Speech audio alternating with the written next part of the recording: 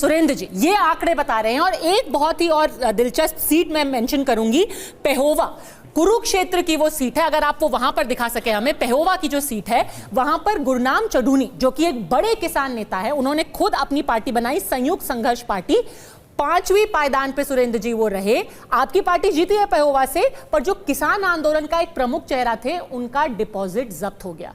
किसान पहलवान जवान का नारा क्यों काम नहीं किया हरियाणा में? किसान, पहलवान और जवान तीनों का नारा काम किया है पद्मजा जी। हम बड़ी विनम्रता पूर्वक आपके चैनल पर और बड़े स्ट्रांग स्टेटमेंट में इलेक्शन कमीशन ऑफ इंडिया और भारतीय जनता पार्टी की सरकार के सामने हरियाणा के चुनाव के नतीजों को अस्वीकार करते हैं। और इसके जितने भी प्रूफ हैं हमारे पास 1 से 2 दिन में हम इलेक्शन कमीशन के सामने रखेंगे।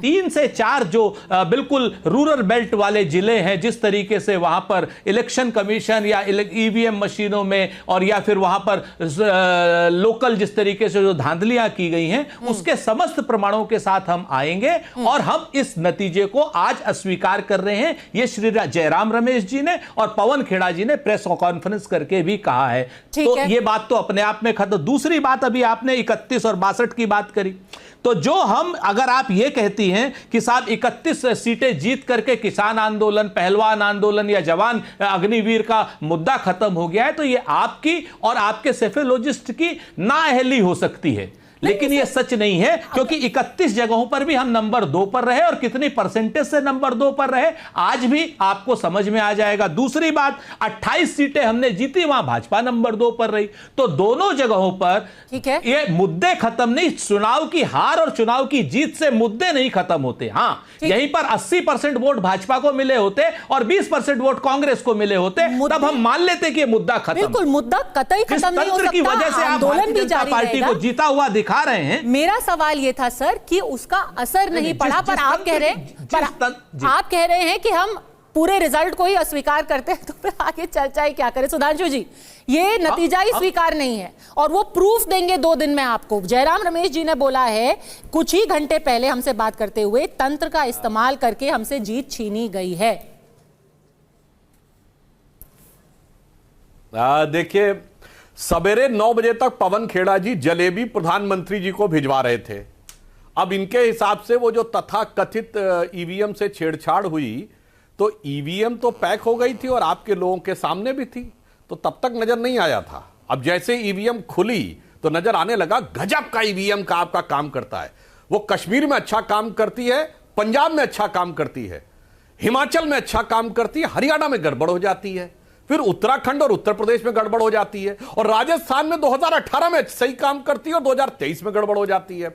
मध्य प्रदेश में 2018 में सही काम करती है, 2023 में गड़बड़ हो जाती है। फिर बिहार में सही काम करती है, बंगाल में तो कमाल कर देती है, फिर क्या बताएं, असम में गड़बड़ हो जाती है, फिर तेलंगाना में अच्छा काम करती है, फिर महाराष्ट्र में गड़बड़ हो जाती है, फिर कर्नाटक में अच्छा काम करती है, तमिलनाडु में अच्छा काम करती है, केरल में अच्छा काम करती है। मतलब ये जो जनता को आपने क्या समझ रखा है, वो जो संज्ञा दी जाती थी राहुल गांधी जी को, जिसका प्रयोग उचित नहीं माना जाता है, वो समझ रखा है क्या जनता को?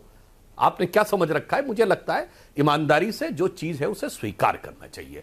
और मैं कहूंगा पहलवान आंदोलन और उसके ऊपर चुनाव समाप्त हो गए, आरोप प्रत्यारोप का विषय छोड़ना चाहिए। देश की जनता को एक गंभीरता से समझना चाहिए। ये मुद्दे को आधार बनाकर जो आंदोलन खड़े किए जाते हैं, जिनमें कोई विचारधारा नहीं होती है, जो कहते हैं कि हम गैर राजनीतिक आंदोलन है, उन सब का लक्ष्य सिर्फ सत्ता प्राप्ति होता है। ये केजरीवाल जी भी उसी आंदोलन से निकले थे कि गैर राजनीतिक हूं। वीपी सिंह आए थे कि हम भ्रष्टाचार हटाने के लिए आए हैं।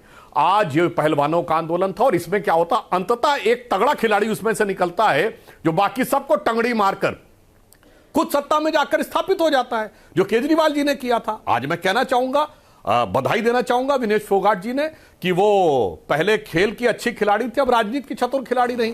साक्षी मलिक वगैरह ने तो बोल दिया ना कि भाई इससे तो आंदोलनों की विश्वसनीयता वो हो जाती, पहले को गैर राजनीतिक आंदोलन है, फिर राजनीतिक पार्टी का समर्थन और फिर सीधे राजनीतिक पार्टी के अखाड़े में। तो इसमें आंदोलन एक पक्ष है, जनता को ध्यान रखना चाहिए कि ये जितने मुद्दे उठाए जाते हैं, अब आपने देखा किसान आंदोलन का था गैर राजनीतिक है, पंजाब में भी सबसे बड़े किसान नेता चुनाव लड़ लिए थे, जमानत जब्त हो गई थी, हरियाणा में जमानत जब्त हो गई, उत्तर प्रदेश में जो सबसे बड़े किसान नेता बनते थे उनके खुद के बूथ पर उनके समर्थक से ज्यादा वोट भाजपा को मिले इंपॉर्टेंट नहीं था। उनकी पंचायत में जितने लोग बैठे रहते थे उतने गांव में उतने वोट नहीं मिले उनके समर्थक कैंडिडेट को। इसलिए मैं कहना चाहता हूं एक फूड फॉर थॉट है देश के लिए कि ये जितने भी ये तथाकथित आंदोलन खड़े होते हैं, इनका असली मंतव्य भावनाएं भड़काकर सत्ता प्राप्त करना और उन लोगों की भावनाओं का दोहन करना होता है जो ईमानदारी से उनके साथ आके खड़े हो जाते हैं कि यह गैर राजनीतिक मुद्दा है।